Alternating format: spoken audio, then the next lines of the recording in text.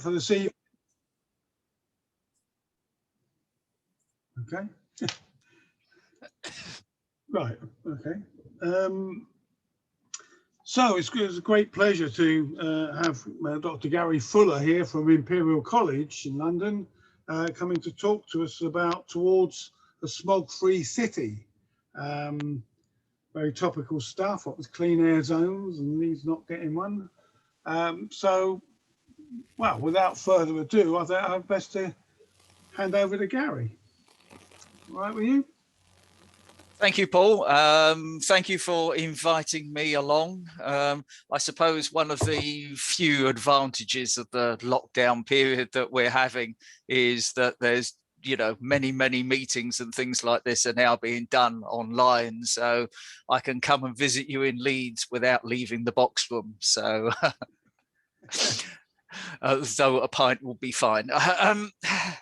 So I'm Gary Fuller. I work as an air pollution measurement scientist at Imperial College London, and I've been measuring air pollution in London now for approaching 30 odd years. My role in air pollution goes beyond just measurement. The more I started to measure, the more I became interested in mainly urban sources of air pollution, how these are changing in response to policies, some intended and some unintended, and then how these are affecting our health. I've also, over recent years, become more interested in the history of air pollution. So how did we get to this mess in the first place, and what can we learn from history about how to move forward? And I'm more engaged in the policy process, so working with politicians and with other sort of decision makers and stakeholders.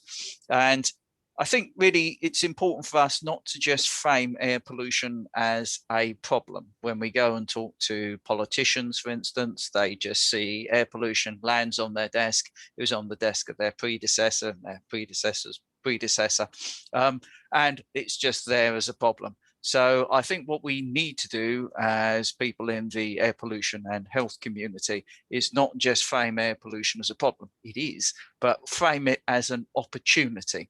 Frame it as an opportunity to do something so much better to improve our lives and to, improve the lives of our people in our city, our country, or whatever.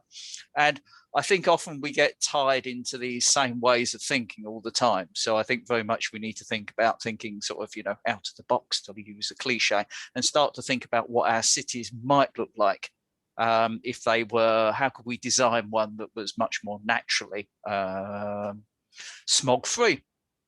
So tonight's talk, or I should say other things I do as well. So in addition to being a measurement scientist at Imperial College London, though I have spent most of my career at King's, our department moved recently.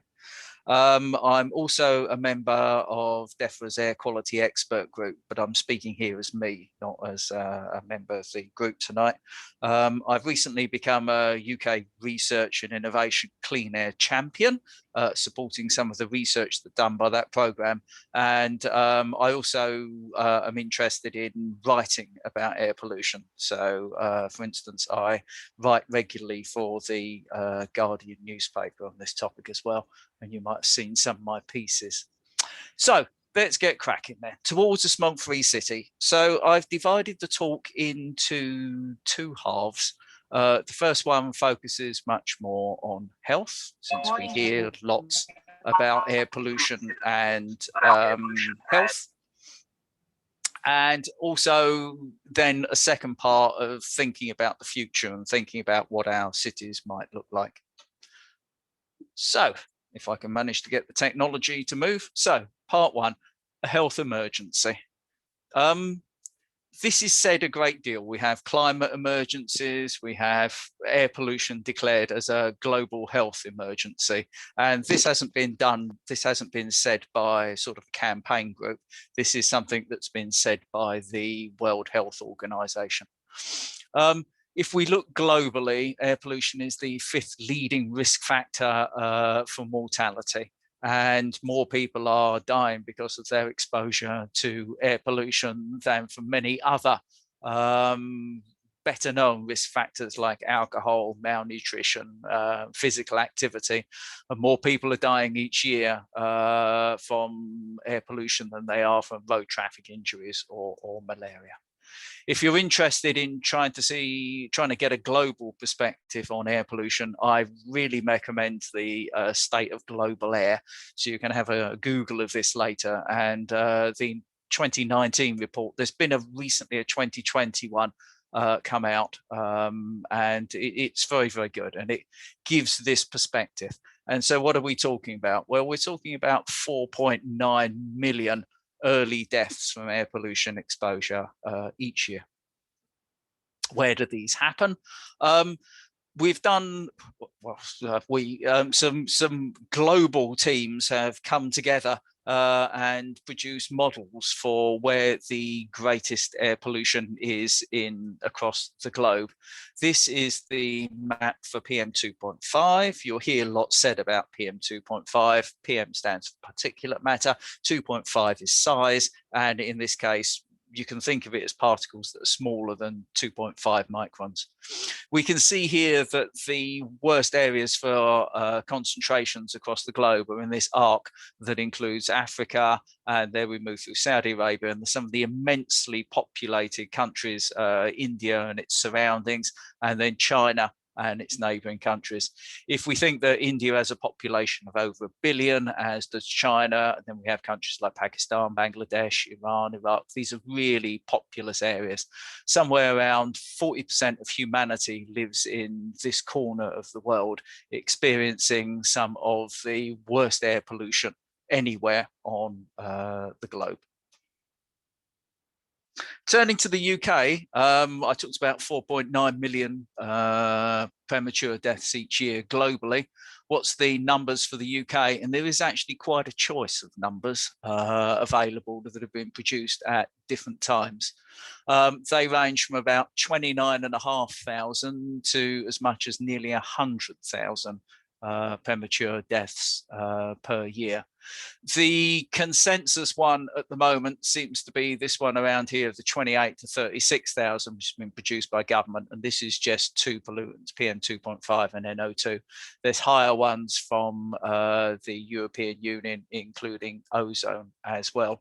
These very high ones have been done as part of global assessments. And I think because of that, because they're on quite a coarse scale and don't respect the detail in the UK, I think they're producing overestimates. But whatever way, if you stand back, there is, a lot of people. We're talking 10,000 or more people, a few tens of thousands of people in the UK are dying earlier because of the poor quality of the air that they breathe. Some estimates are available from Public Health England, and the figures for Leeds for PM 2.5 looks at around 350 early deaths per year, which I think relates to 2014. So that's about 5.5% of people that succumb in Leeds each year are doing so due to the quality of the air that they breathe. The figures for London are slightly higher. My colleagues, estimate somewhere between about 3,600 to about 4,100 deaths each year because of PM 2.5 and NO2 in the capital. And I think when we move around these figures and we talk about them, it's very easy to disassociate ourselves with them. We often think about this from, the COVID numbers that we hear daily on the news. And these are statistical estimates. Yes, they're estimating a health burden, but beneath them, there are really very real individuals and people suffering ill health, and their lives are being shortened. You may have heard that towards the end of last year, the coroner reopened the case of Ella Kissadebra. She was a young child that lived just off the South Circular in London, and she died from a series of really severe asthma attacks. And her case was reopened again, and she's become the first person in the UK now to have air pollution listed as a cause of death on her death certificate. So I think that makes it very much more personal. But these are, estimates of the health impact. Where does this data all come from? How do we believe this? How do we come about with these estimates?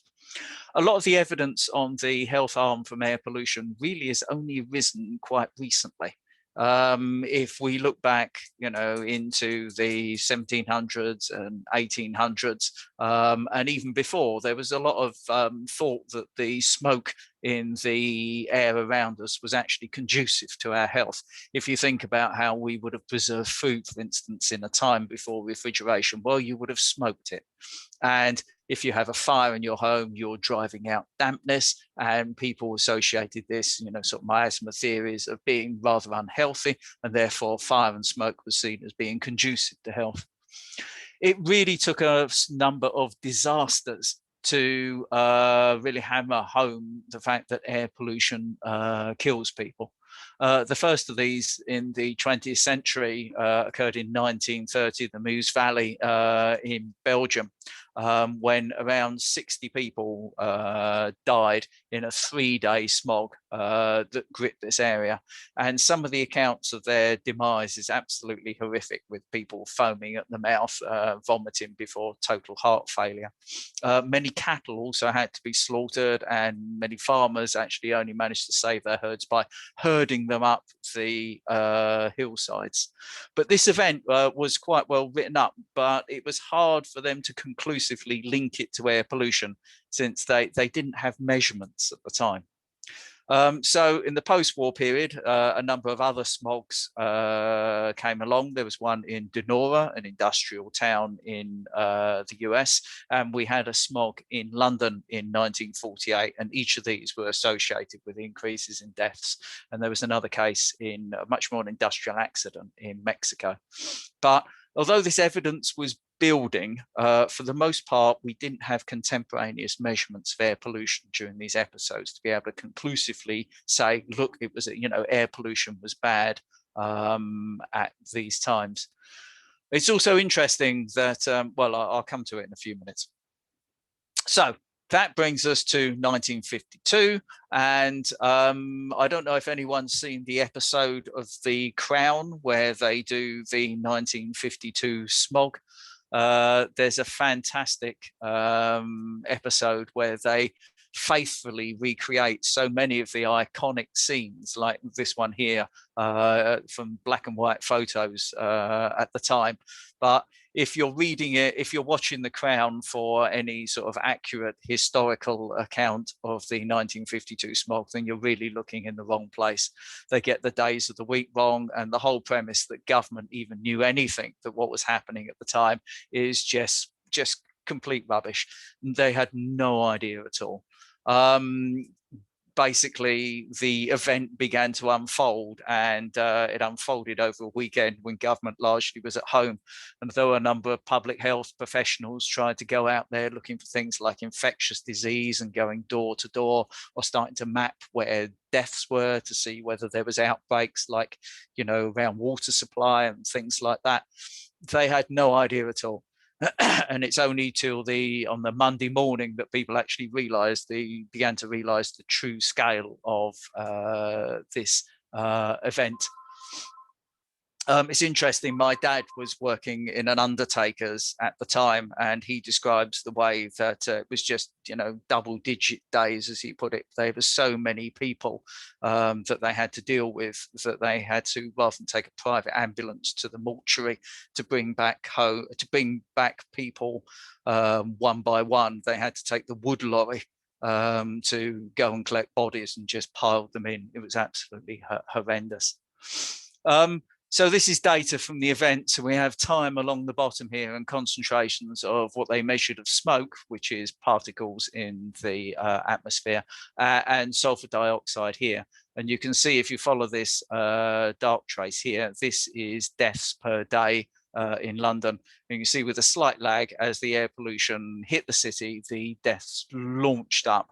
And it's interesting, after a week, as the smog lifted, the air pollution the death rate did not fall at the same rate. So you can see here we are, a week or so after the event, and death rates here are still considerably elevated from where they were. If you read the original report, I think the people that wrote it found it really hard to be able to say that this disaster had unfolded in London and it was due to air pollution. And they cut off their analysis pretty much at the time period that you're looking at. And if you look at the area under the graph, they put this at about 4,000 extra deaths. The whole thing was reanalyzed in 2001, and they found that this elevated deaths went on into February in 1953, and they put the total at around 12,000. In pre-COVID times, this means it was the worst disaster to befall London, with death rates that exceeded the worst nights of the Blitz or the most severe cholera epidemics that were experienced in Victorian London. I don't know if you, well, the older members here, people that know their history, you might have been traveling around, if you've traveled around the villages of East Anglia, you'll come across small memorial stones that relate to the flooding of February 1953 with a massive sort of tidal sea flood that killed hundreds of people in the UK and several thousand people across the Netherlands. And you travel around villages in East Anglia and on the other side of the North Sea, and you'll find small memorials to that night when, you know, the sea inundated people's homes. But there's absolutely no memorial for the 12,000 people that died due to the London smog. And if you ask me, I really think there should be. So those events told us that really short periods of intense air pollution killed people. And this then became the conventional thinking for some time. If you could control the smog events, then we could control the health effects. Then in the 1990s came a thing called the 6 Cities study, and this really changed the face of air pollution all over again.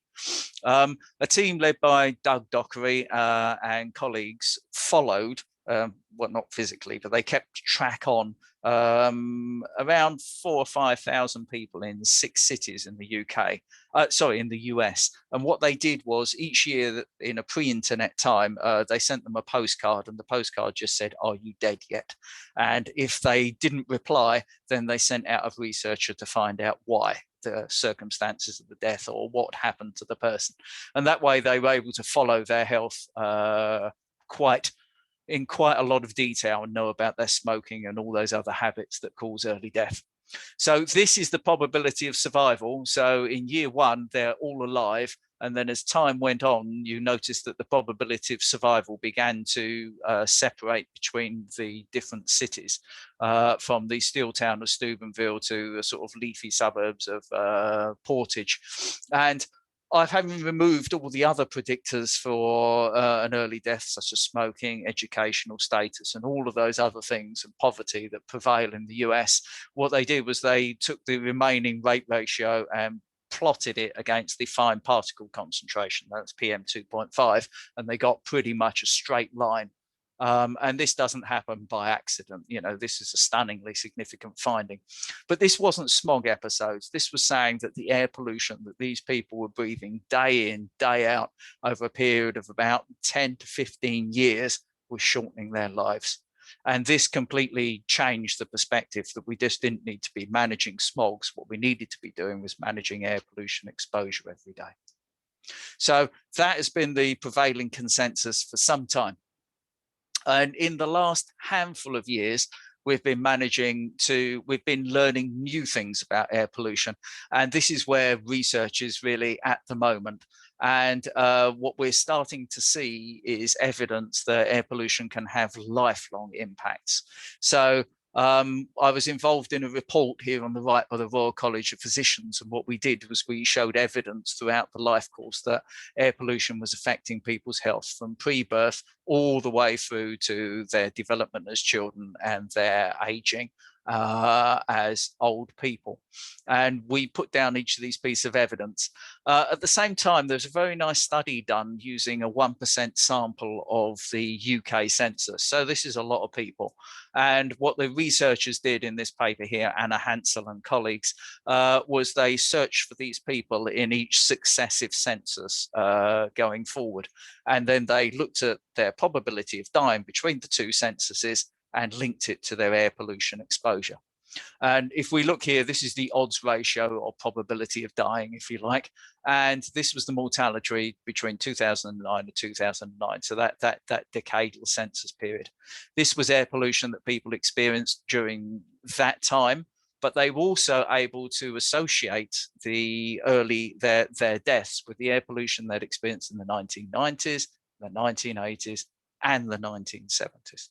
So they were able to show that the air pollution that you might have experienced 30 or 40 years ago could have an effect on your eventual life term and cause you harm going forward. One of the other ways to look at this, and we've been doing so in London, is to study children. And we've done a very large study, which if you include all the time of pulling it together and analysing the data, took just short of 10 years. Where we went out and measured the lung function of children in primary schools, mainly in East London. What we found was that children that are living in the most polluted areas are growing smaller lungs. Now, we weren't the first people to show this, and we haven't been the last. It's been shown since this time. It was first shown in the US. But this is quite troubling. So if you think these kids probably won't notice that they have slightly smaller lungs unless they want to go and be Mo Farah or something like this, or an elite athlete, it's unlikely to be noticeable for their lives. But if you think about, I do, I think of members of my family and grandparents' generation and the ends of their lives with things like flu, pneumonia, and so forth.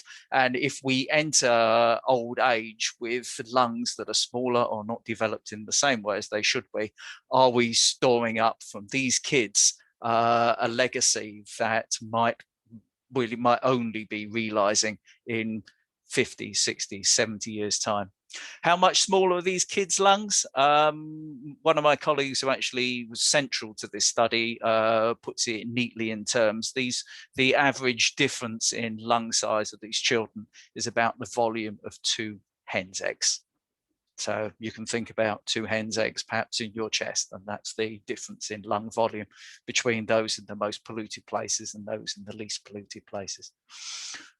Lots of people often say to me, but you've never had it so good. Air pollution's never been so good. Why should we be doing anything more about it?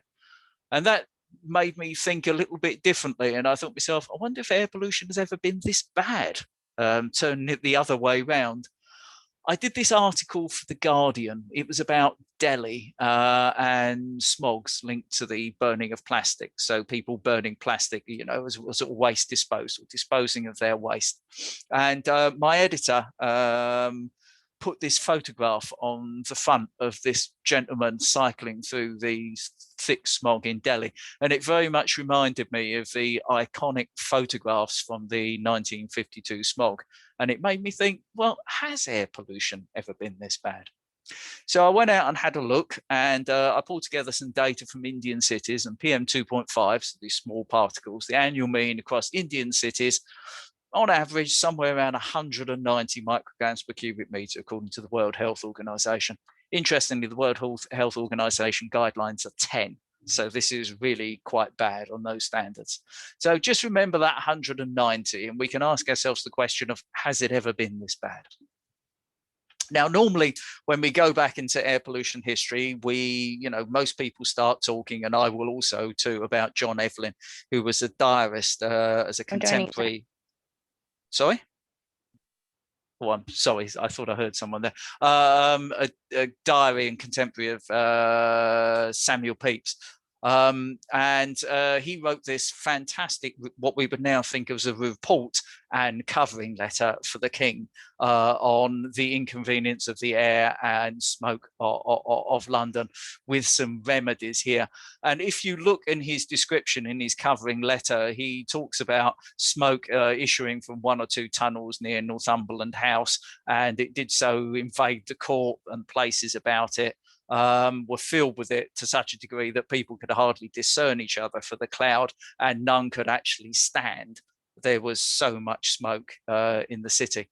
Interesting, John Evelyn was a gardener, and he charted a lot of the damage that it was doing to agriculture and to trees, the way that smoke in the city was, corroding metal and stonework as well. And many of his solutions actually were really relevant to today, moving industry away from the city, greening the city as well. But he didn't actually measure concentration, so it's difficult to know. It's very difficult to even imagine what it looked like. We've got photographs from the 1950s, but one of my favorite glimpses into what past concentrations look like comes from the artist Monet. Him of water lilies fame didn't just paint, lovely water lilies. He came to London 3 times around 1900, being funded by a wealthy patron. And the wealthy patron paid for him to stay in the Savoy. And if you know London, or even if you stayed in the Savoy, you'll realize that it looks out over the Thames. And most of the paintings Monet did are basically what I can see from my hotel bedroom window.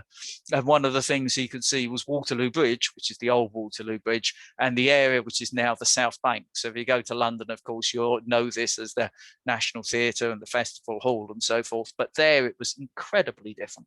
And this is the reason that Monet came to London. He came not for the pubs and the wild time or the culture. He came for what he described as the light, that interplay of air pollution and sunlight. And you can see a very different London from today. But again, that's not measurements. I think one of the bravest attempts to look back to try to say what air pollution was like in the past comes from a group of researchers, or particularly a pair of researchers in the US, who realized that bird specimens in museums that were collected at different times with different colors. And you can see this particular bird, which I can't quite actually read what the species is, field sparrows, that's it. And you can see them collected at different times, and they looked at the soot contained in the feathers of the birds that were flying around, and they turned this into a metric by examining their feathers very carefully. And they managed to actually put together a time series of air pollution across the US. And it's only relative concentrations, but it does start to show some interesting changes, such as worsening conditions through the late 1800s. And then we have the Great Depression. It's the black line here is their air pollution one. So we have the Great Depression, we have, the war effort, and then gradual declines, and then battles to improve air pollution with Clean Air Acts going through here. And yeah, this is really interesting and very, very useful, but it's still not really quantification. There's some interesting measurements. I don't know if anyone's heard of the Kew Observatory, but we set this up a long time ago as kind of like a place to show off science in London, in a sort of King's Palace that was no longer in use in Kew. And some measurements were made there in the 1930s of air pollution at the same time as they were also measuring the electrical properties of the atmosphere. And a gentleman called Whipple, whose great grandson still writes on air pollution and environment for the Times, actually, managed to show that when there was more air pollution in the air, the electrical properties of the atmosphere changed. And rather smartly, a gentleman called Giles Harrison came along and looked at this data more recently and said, well, we've got measurements of the electrical properties of the atmosphere that date back for a very long time. And he was able to use these to sort of go back and say, well, what was air pollution like in the past? So here we have air pollution from some measurements of these electrical properties of the atmosphere made in the 1860s. And you can see hour of day and concentration of smoke in London. It was a lot worse in wintertime, the dark line. rather than summertime, the dotted lines. We have morning and evening peaks. But if you look at the average concentrations, we've got somewhere probably around 150 micrograms per cubic meter. And remember, our bloke in India is experiencing closer to 200. There's some other measurements as well that come from the 1790s by a gentleman called John Reed in Knightsbridge, who had a house there, and he measured, if you look at his measurements, the electrical properties of the atmosphere, you end up at about 1 to 200 micrograms per cubic meter. So probably if we're looking at Victorian times, times before, yes, air pollution was absolutely terrible in London, but making it amongst the top 10 worst places in the world, but probably slightly less than our cyclist is experiencing in India at the moment. We can do a bit better in the UK with historic air pollution measurements. And we've actually got, we started the world's first air pollution network in 1912. And I was lucky enough when at King's to have all of the records of this donated to the King's Library. And here they are sitting on my desk next to my teacup, which I should have taken out the shop before I took the photo. And it's just pages and pages of numbers. So they had some very good, not only did they have to create this measurement network, but they had to devise ways of actually measuring air pollution. And there was an engineer called John Switzer Owens who worked on this network, who's responsible for many of the devices for measuring air pollution that we still actually use today. One of his looked at the black smoke, or how black the particles were in the atmosphere, and it drew air through and deposited it on a filter. And in a time before electrical pumps and things like this was around the time of the First World War, they wanted really simple ways of doing this. So what they did was they adapted kind of like a toilet system, and this filled up every hour and then flushed and then drew through a known volume of water through sucking it through. But these techniques enabled them to make some pretty practical measurements of air pollution. And looking into this data, working with my ex-PhD student, Pam Davey, we've managed to start to pull together a time series of air pollution concentrations. So black smoke, think of that as PM 2.5 for these purposes in the UK. And if we think our gentleman in Delhi has experienced about 200 micrograms per cubic meter, yeah, that's pretty severe. That's not nearly as bad as some of the industrial towns in the UK were experiencing in the 1930s, for instance. So here we have Stoke with concentrations that are more than 4 times the person in India. Coventry is pretty bad. And even in outer London around Kew, we're experiencing things that are comparable to our gentleman in India. But concentrations have improved a great deal. One of the other things that is clear, and many of you will remember or know about Clean Air Acts and smokeless fuels, which are still relevant today. And from the 1952 Smog, London implemented the Clean Air Act way ahead of the rest of the country. And you can see, if you follow this blue line, which is London's concentrations, just how rapidly air pollution improved in the city over a period of about a decade, dropping by, to nearly a quarter, to around a quarter of what it was at the start of the decade. But other cities, and I'm sure Leeds is included somewhere in this, didn't implement the Clean Air Act in the same way in the same time, and they don't show these changes. But this here is one of the most dramatic falls charted in air pollution, I think, anywhere, really. So, gentleman on his bike in China, is it the worst air pollution ever? Probably not. There's evidence that the UK was a lot worse. But if you think about the UK at that time, we perhaps had a few tens of millions of people living in these smoggy conditions. If we go to India today, India has a population of more than 1 billion people, of which hundreds of millions are living in these polluted cities. So although the concentrations might be less, the burden of air pollution on humanity as a whole is probably worse now than it's ever been at any time in our history. And this is only focusing on PM 2.5. Other pollutants are undoubtedly worse than they have been before. So briefly back to 1952, we implemented the Clean Air Acts. These put better chimneys on things, regulated industry better, and we also moved much industry out of our cities. And, you know, lots of effort was put in smokeless fuels. But this was good for smoke, but we only tackled one part of the air pollution problem. And this is a recurring problem all the way through.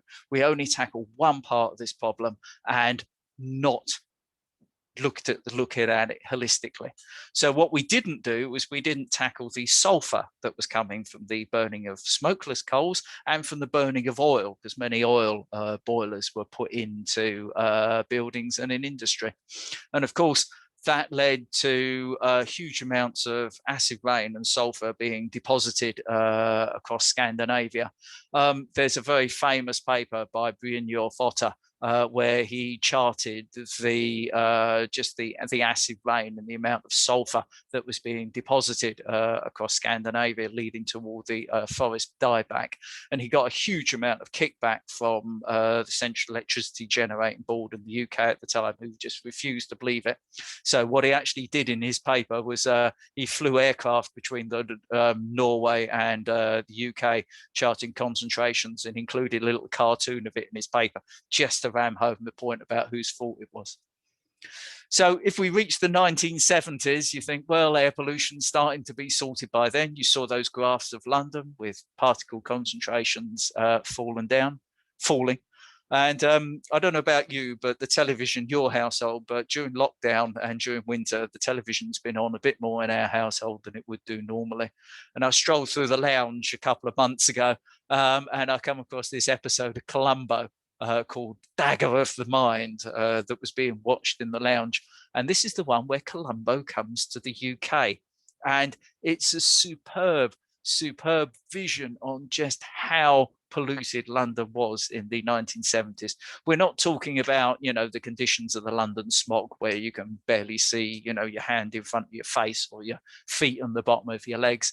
But if we look at some of these images here he is outside Buckingham Palace. And of course, this is the tall buildings at the top of Park Lane. So we're talking less than a kilometre away and, you know, really hardly visible at all. And just the overall, not just greyness of the skies, but haze that prevails around the whole of the city. It's actually worth watching this episode of Columbo just to get a glimpse of it. So we think all of the measures we've put in, we tackled the smoke, we then tackled sulfur when it came to light with acid rain, for instance, and you think, well, that's all sorted. Well, no, it doesn't. As I say, each time we seem to be playing this sort of game of whack-a-mole. We tackle one pollutant problem at a time. At the same time, we were tackling sulfur from industry with acid rain across Scandinavia, or parts of the UK as well. But across Europe, we were just starting to realize that air pollution was also coming from traffic. And you wouldn't believe, looking back through the papers, the amount of sort of proof that scientists had to go to try to convince policymakers that air pollution was coming from traffic, if you read the material from the 1970s. Of course, we now have that really highlighted by the Dieselgate scandal, although in fairness to VW, I should say other types of polluting diesel are available. Other things that have been with us for a long time, but we're only just starting to recognize the problems are home wood burning, agriculture, a massive source of air pollution. The reason why Paris sometimes has to ban half its cars in the springtime is because of the combination of air pollution from agriculture when it mixes with that from traffic, from industry. And that makes spring often the most polluted time of the year across Western Europe. And newly, we're starting to realize about the wear particles that are coming from brakes, tires, and roads. And if you talk to my toxicology colleagues, there's no indication that these are in any way benign. We're actually reaching the stage now where more air pollution is coming from these wear processes from traffic than it is from the exhaust pipe. One of the things I have been spending quite a few years on is studying wood burning. we set out, I don't know if you'll have heard of the renewable heat incentive, where government was incentivizing schools and homes as well. You could get subsidy for installing things like wood pellet heating. We decided to go out and take a baseline in London to try to see whether these changes, these government incentives, would actually make any difference. And we set out a great line of measurements along about 35 kilometres running east-west across London.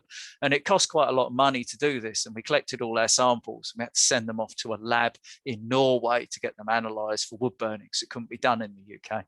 And I remember having loads and loads of sleepless nights thinking, what if I go back to the funders and say, thanks for all the money, but we didn't find anything.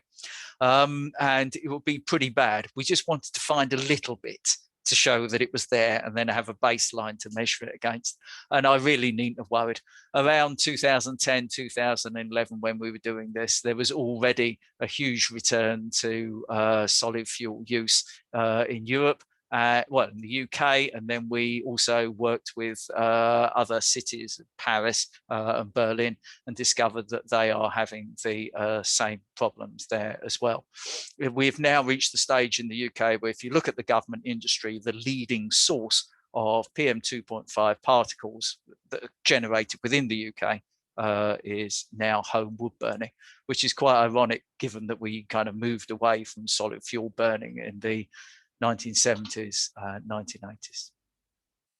Okay, so that's thinking about sort of where we are, so how we've arrived at understanding that air pollution causes us harm, and also thinking about some of the sources that prevail in our cities. And hopefully, you know, hopefully you can think of air pollution not just as being traffic, it's coming from lots of other sources as well.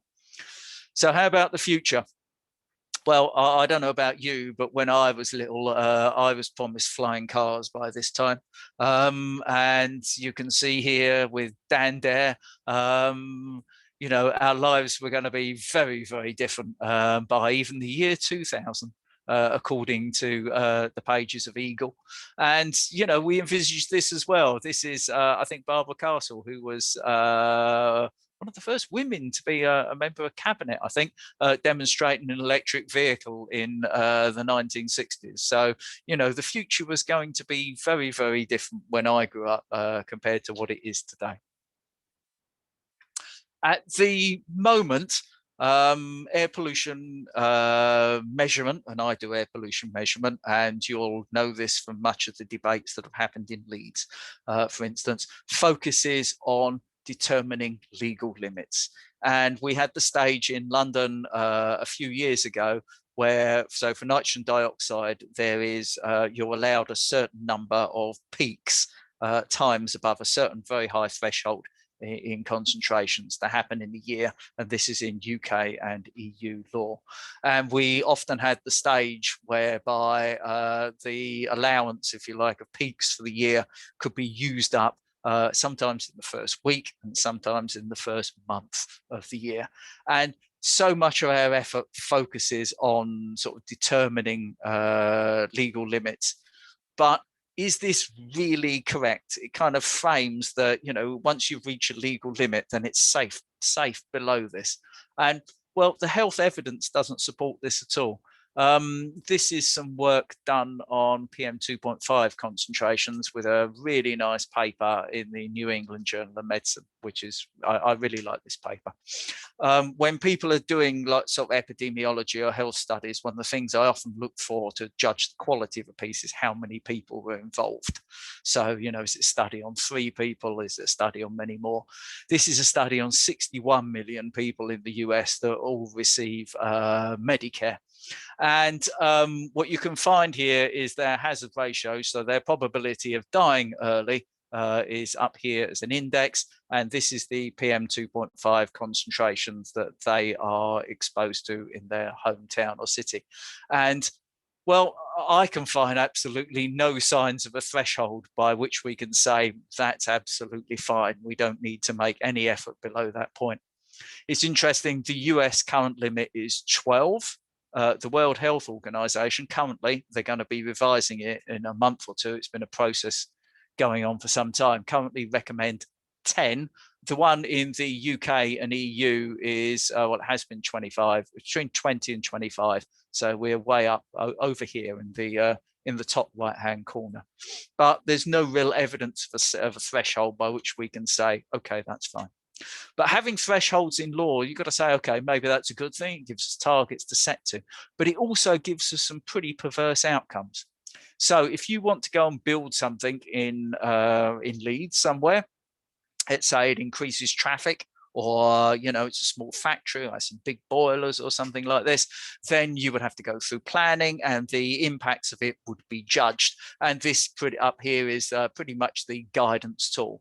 And what it says is how you should frame this change of air pollution. Yeah. So if you are, and this depends on how close you are to the limits. Yeah, this is the change in air pollution as a percentage, and here is how close you are to the limits. So if you're over the limit value and you even have a 1% change, it's regarded as moderate. 2 to 5% becomes substantial. If you're in a nice clean place and it's only 3/4 of the limit value, well, you can start ramping on loads and loads of extra air pollution, and it's not really decided to be significant unless you're increasing it by about 10%. So what this means is with the limit values, they're not just seen as, let's say, a waypoint to pass on the way to getting cleaner air. They're seen by, in planning, for instance, in many other frames, as a ceiling to pollute up to, rather than somewhere to pass on the way towards clean air. And this very much frames their clean air zones and things like this, and the debate in Leeds. And really, there's no health evidence to support this at all. We need an entirely different way. You'll have heard a lot in the newspapers about the inclusion of WHO guidelines for PM 2.5 in UK law, and there's tremendous political pressure behind this. But this is a map of the UK and PM 2.5 concentrations, well, a couple of years ago, but it still applies today.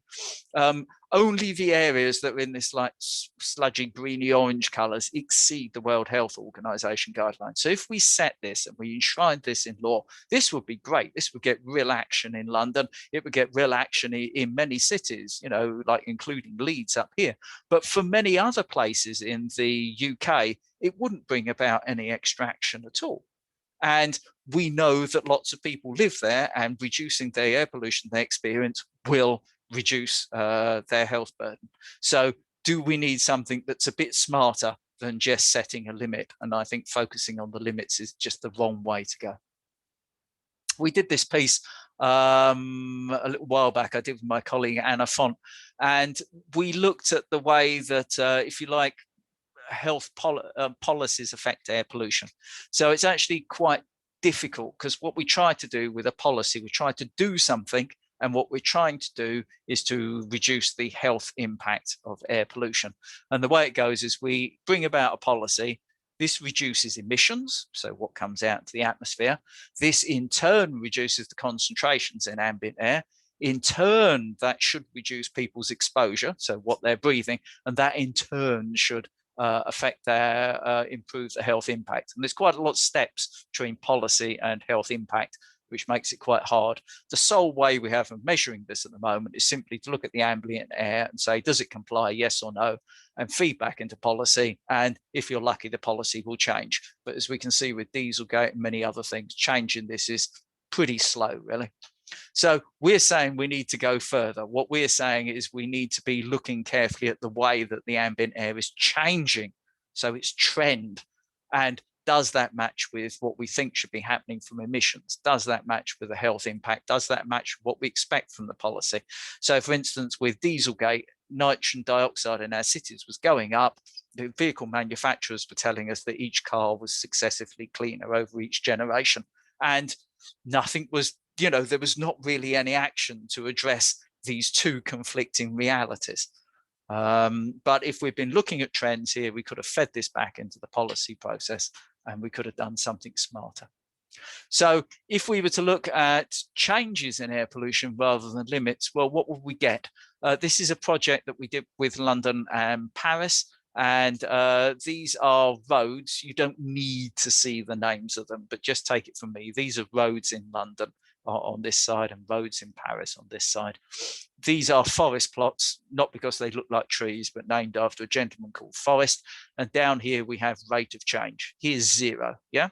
So everything on this side is going up, everything on this side is going down.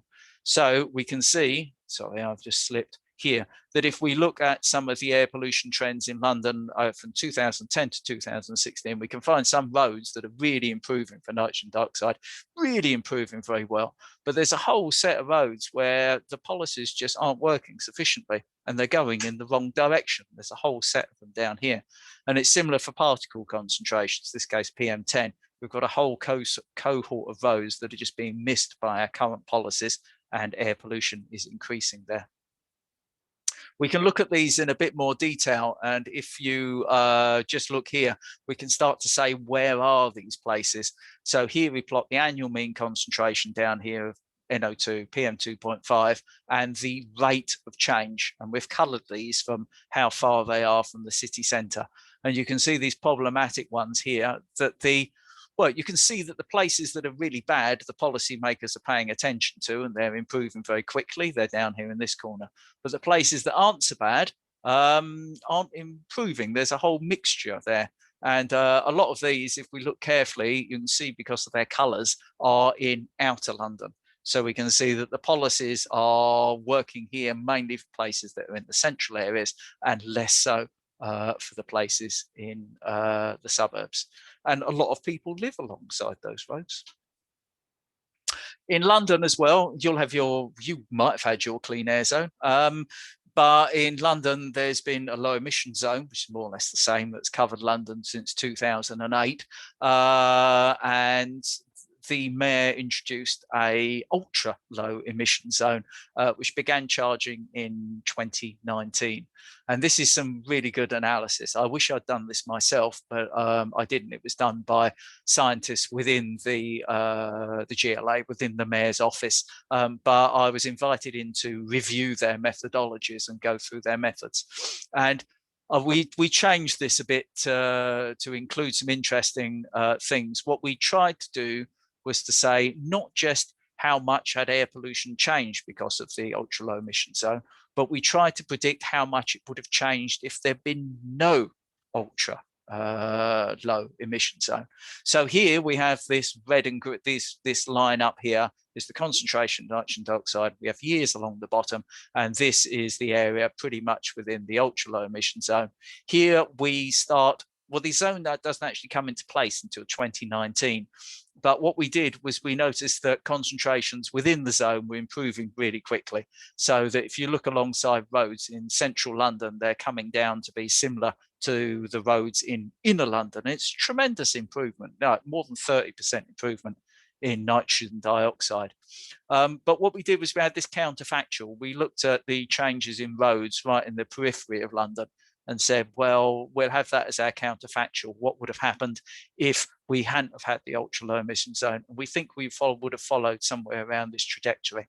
And this bit here is therefore the impact from the ultra low emission zone. So undoubtedly a hugely successful program of investing in buses, in taxis, in the vehicle delivery fleets. And that's going to be rolling out to the north and south circulars later this year. So that's these roads here. I couldn't do this without talking briefly about COVID, because COVID and the lockdowns has brought tremendous change in air pollution in our cities. Here we have central London, and this is the average nitrogen dioxide per hour of day. And we've got a number of lines here. This green line here shows the period before lockdown, and then you can see various lockdown periods through the time last year. So this was the first national lockdown, which was quite tight, led to huge improvements in nitrogen dioxide. And then as shops and hospitality opened and schools opened, concentrations increased. But even at the end of the year, we had a lot less traffic and a lot less air pollution in central London than we had pre-lockdown. If you go into outer London, it's quite a different story. Yes, there's a big difference between the pre-lockdown and the full lockdown period. But as shops opened, and importantly, as schools opened, in outer London, concentrations returned very much to where they were in the first place, or to be similar anyway. So one of the things of COVID, yes, it's improved air pollution, but just like the policies I was showing before, it hasn't led to an improvement in air pollution in the same way everywhere. What could our smog-free cities look like? Returning to kind of like the theme of the title, I did this really nice piece for The Guardian, which was a really image-rich piece, and here's some of the images from it. And the URL, you can get these on the slides later. The link to the piece is here. So what would they look like? Well, there's a number of things here that we can do. So moving beyond the debate about diesel or petrol versus electric into getting the right transport for our cities, we can make so much difference. We can think about the ways in which we heat our homes and change them. And we can also think about the way our transport infrastructure is put together and think about turning some of our roads, perhaps controversially, into parks. And I mean, Leeds, you only have to walk north out of Leeds city centre to encounter some real barriers that are caused by busy roads on your journey. Now, if you look in transport statistics, a large number of journeys, though not the distance covered, a large number of journeys that are made in the UK are really for quite short distances. 23% of the journeys we make in the UK are less than 2 miles, and 60% are less than 5 miles. These are journeys that we make by car. When I roll this one out, people said, "Oh, you live in London." I don't, interestingly, but that's another story. And this is all right for you Londoners, but no, this is a national figure. This is a national figure. So much applies to many urban areas. And so there's tremendous potential if we can move these journeys that are short journeys that are done by car to active travel. We can do so much. So if we change these to walking and cycling, we can tackle a huge number of problems. We can tackle air pollution, we can tackle climate change, we can tackle the urban noise that plagues the lives of so many people, and of course we can tackle the diseases of inactivity that are just an immense burden to the NHS and to the quality of many people's lives.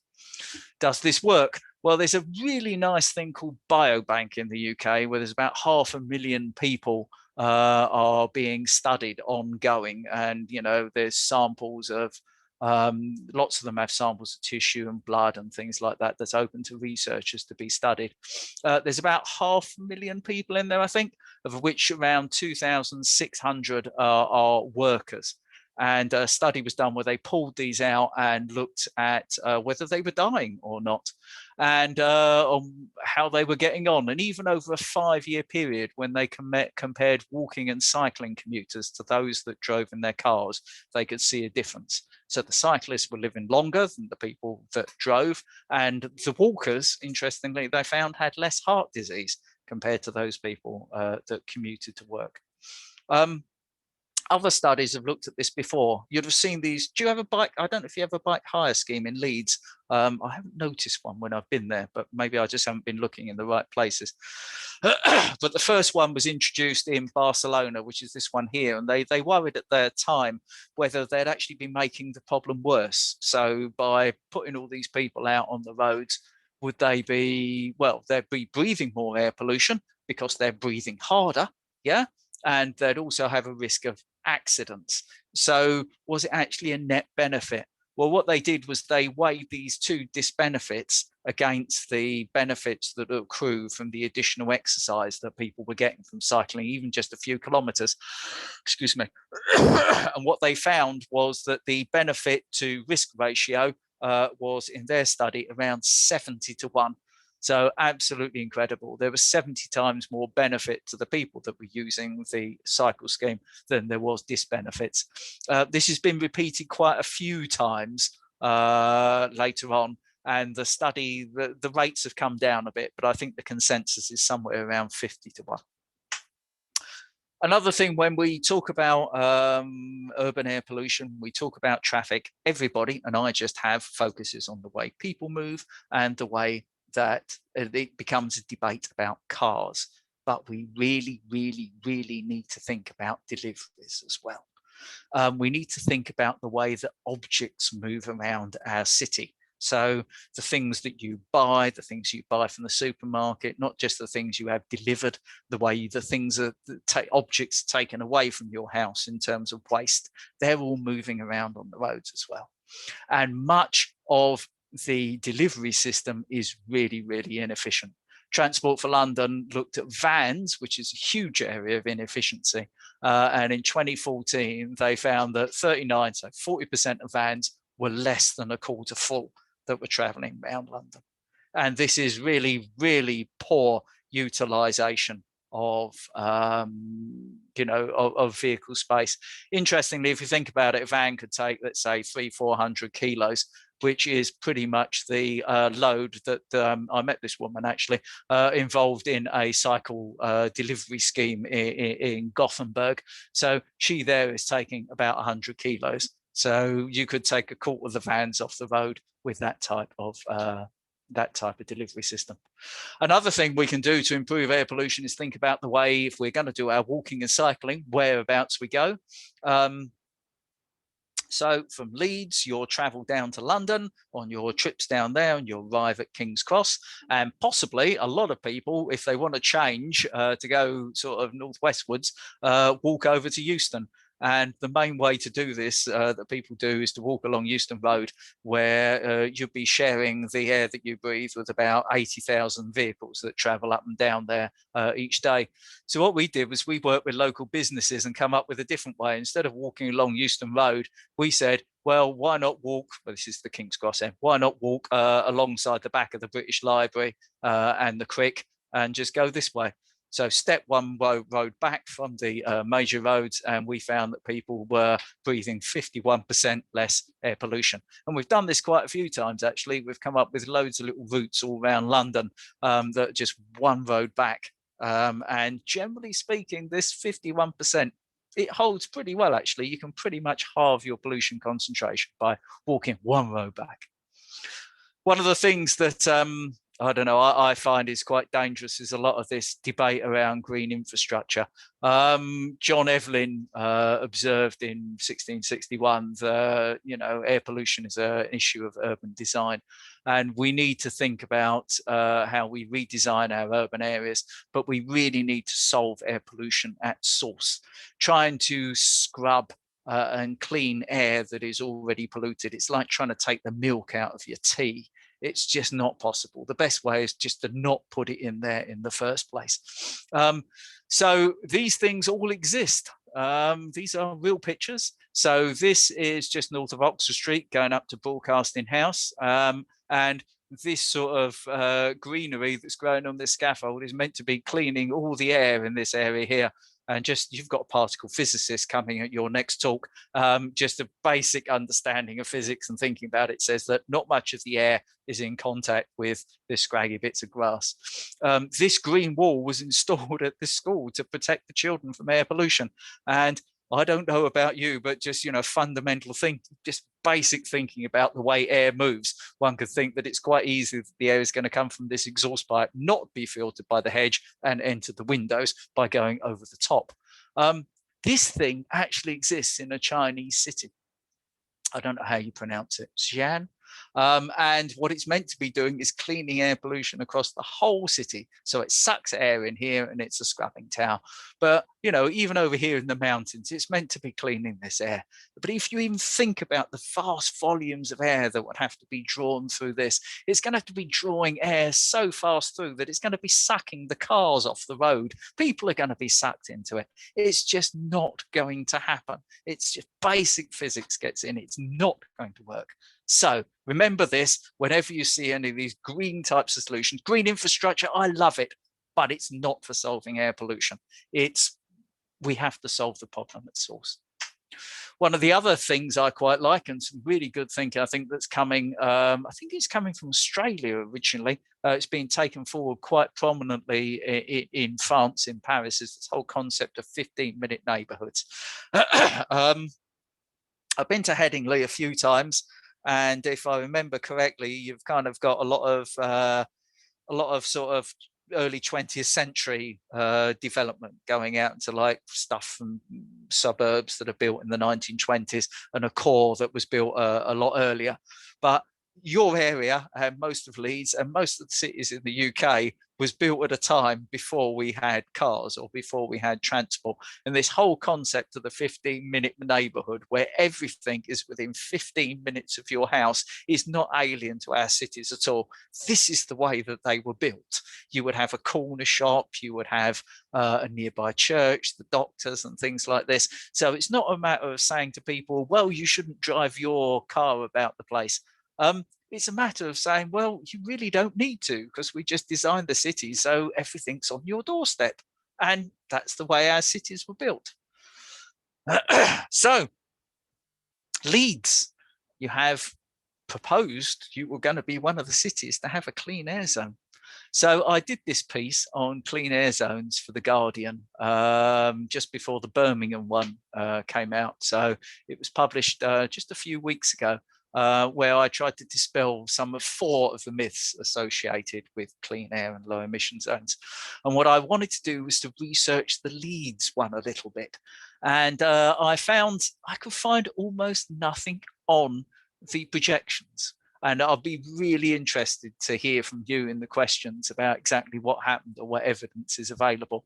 But the story I got, which is actually in the piece, though I think it's further down and not in the screenshot, was that the investment that was made in the vehicles in Leeds was sufficient to achieve the change without having to have the clean air zone.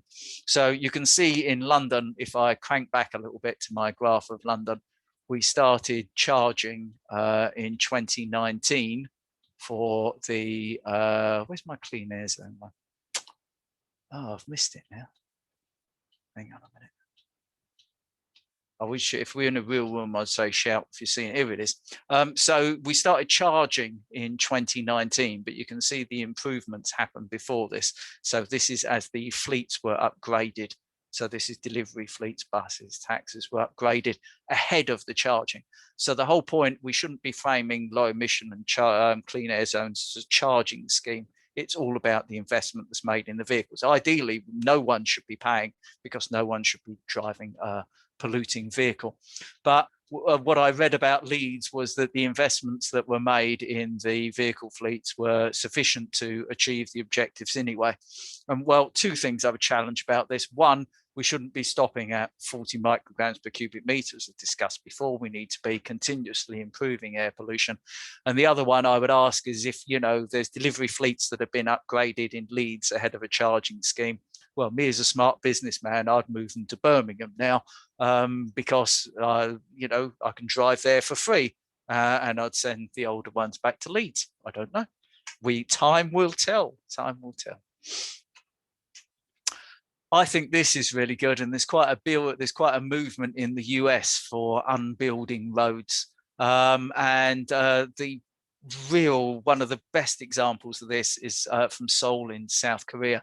So if you look in the top left-hand corner, you'll see this road that was there, and what it did was it took traffic into the heart of the city centre. And, you know, on the left-hand side, you can see just the amount of traffic that it was funneling in. And the mayor said, the problem isn't so much the traffic in the city centre, it's having this massive road that brings it all into the congested streets of the city centre. So his solution was to rip up the road. And the road was taken out. Many kilometres of this massive road were taken out. When it was put in the first place, it followed the course of a river, and the river was buried. And as part of the programme to remove the road, what they did was they unearthed the river again.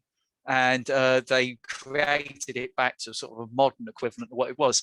So now in the centre of Seoul, instead of having this, the people have this wonderful place where they can go out, picnic, relax after work. It's used for festivals and just a place to enjoy, as well as a green transport corridor that people can walk and cycle along to get into the middle of the city centre. So if that isn't inspiration for what our cities should look like, I don't know what is. I think there's, it gives me great heart the way that people are fighting back against the consensus now. I live in Brighton. We think about like Extinction Rebellion and school strikes for climate. Once again, we live in a very London-centric country, which I probably don't have to tell you coming from Leeds. But this is the streets of Brighton. And yeah, a lot of school kids pre-COVID were taken to the streets, not just carrying banners about climate change, but also about air pollution as well. And we're getting good movement from parents who are getting really concerned about air pollution at their school gates. And we're getting school streets. I don't know if you have any in Leeds where the streets are actually closed for a period around pick-up and drop-offs. There's other symptoms of the way that things are changing. Confidence in diesel vehicles has just plummeted. And well, this was some time ago, but has just plummeted over time. But we often map these environmental issues and say that it's a question of personal responsibility. Well, you shouldn't drive your car, or you shouldn't throw away your litter, and all of these things. And these things are true, but we have to be really, really careful with this framing. There's a couple that write to me, well, they did write to me actually, from Southeast London. And the story was that they lived in a house that became too much for them. And the gentleman had lung problems, and he had to, they moved into a flat basically, and it had one set of windows on one side that opened up onto a road. Every time they opened up the windows, his COPD exacerbated and got worse. So they were trapped in this home where they couldn't open up the windows. And they were saying, when what can be done about this? And no matter what they did in their lives, they are not going to affect the traffic on the road outside their windows. They're not going to change it. So what we need is political leadership to create the structures to enable us to make different decisions. There's been sadly very few examples where politicians have really seized this issue. Willy Brandt made a great speech in Bonn, campaigning for blue skies over the Ruhr, and he was ridiculed for it, and he didn't win the election in West Germany as it was at the time. But undoubtedly, he was one of the seeds that were sown to give birth to the environmental movement. In China, political leadership, the politicians have actually really grasped air pollution as an issue, and the changes they've made are massive. 70% reductions in sulfur dioxide, 30% in particle pollution in just 4 years. It's tremendous. The Mayor of London, his first speech when he was elected first time round was on air pollution. I was lucky enough to go along and see him do this in Great Ormond Street Hospital. So some of the people we often talk about in this air pollution debate, I've sat through a lot of times around the anniversary of the 1956 Clean Air Act, where people were praising Gerald Nabarro, and some of you might have heard of him, who was the original sponsor of the Clean Air Act when it was put forward as a private member's bill. If anyone knows of Gerald Nabarro, he's, how can I put it this way, not really a man of our times. He was so racist that the BBC in the 1960s even banned his comments, and was somewhere to the right of Enoch Powell. And so I think in my sort of like set of heroes, I'm going to replace him with a copy of a popular book on air pollution. So just moving forward and bringing this to a close, I realize I've spoken for probably too long. How we talk a lot about climate change, and it seems to be the main agenda. But one of the challenges we have moving forward is to ensure the things we do for climate are also beneficial for air pollution, and not all of them are. So if you think about this, my late colleagues, Professor Martin Williams, who died rather suddenly at the end of last year, had this brilliant way of explaining this to policymakers. What we need to be doing are the types of solution that are wins for climate changes and wins for air pollution. So this are the benefit side, like solar, wind, electric vehicles, heat pumps, active travel, home insulation. These are the solutions that we want. We don't want wood burning. We don't want more diesel vehicles, for instance, which might be good for climate, though I've questioned whether they were, and they're pretty bad for air pollution. But I think we need to go one further, and I'm no graphic designer, but if you can imagine this as a third dimension here, what we also need to do is to put health into this. So in our air pollution and climate beneficial sort of bag or square of potential policies, we can have different things. We can have things that were just sort of supply side, like changing the way we generate electricity, or changing the way we power our cars, or changing the way that we heat our homes. Or on the other hand, if we have active travel, and we create livable cities, we can do so much more in terms of health benefit, whilst at the same time tackling climate and air pollution. If you think about investment in home insulation, we might be able to lift loads of people out of fuel poverty, for instance, which would have a great health benefit. So the choices that we make are really crucial, and we have to ensure that we optimize them for everywhere. But they're just the choices for us in the developed world. We also have to think of the developing world, going back to my gentleman on his bike in Delhi. So what should our future urban areas look like? All of these places exist at the moment. And to be honest, I would like to live in some of them. You know, I would like my street to look like this. My city centre actually does look like this. I live in Brighton. These two scenes from Brighton, these are scenes from London. So it is possible to create different cityscapes. And if we start to move cars and the dominance of cars out of the city and replace it with pedestrians, places for, let's say, young people to hang out, people to chat, to walk, to see their neighbours, there is so much that we could accomplish. So with that sort of positive view of things that we can do about air pollution, I'm going to stop talking. And so that's been a discussion about the health evidence of air pollution, some of the history, some of the problems, and perhaps some possible futures that we might have as a smog-free city. And I have no shame in this, but if you're interested in buying a book about air pollution, then I wrote a popular science book called The Invisible Killer, which you'll find in, well, when I was last there, was actually in your Waterstones in the middle of Leeds. So the reason I wrote this was that you can pick up a newspaper and find loads of stories about air pollution, but doing everything from baldness to affecting children's health and lung growth and so forth, and the things we've done. But there's no narrative that joins these all together. You just see these different facts and these different stories, and there's nothing that joins it together consistently. So hence, that's why I wrote this book. And lastly, I don't think we can do this online, but have a look in the slides and have a look at this video, and the link is there. And this is Great Ormond Street Hospital in London, and the road outside for them is a problem. It's a problem because it pollutes, it's a problem because it's a traffic hazard. And one day they closed the road and they turned the road outside the school, outside the hospital, from being a problem to being an asset. They brought the children from the hospital outside to enjoy the outside. They brought the kids from the community along, and basically they had a party. And that's a film all about it. So if you want some inspiration for things we can do with our roads, then please have a look at that when the slides are circulated. I'll try and pop it in the chat, the link. So thank you very much. I apologize that I've talked for rather longer than I intended, but hopefully it's been interesting, and I'm really happy to take loads of questions.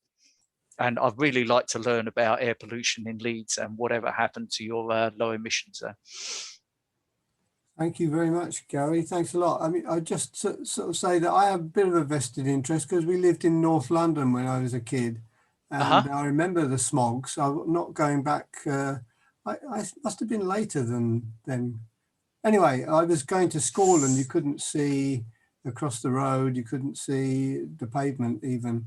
And actually, I got quite ill as a consequence, I think, of that. And okay, yeah.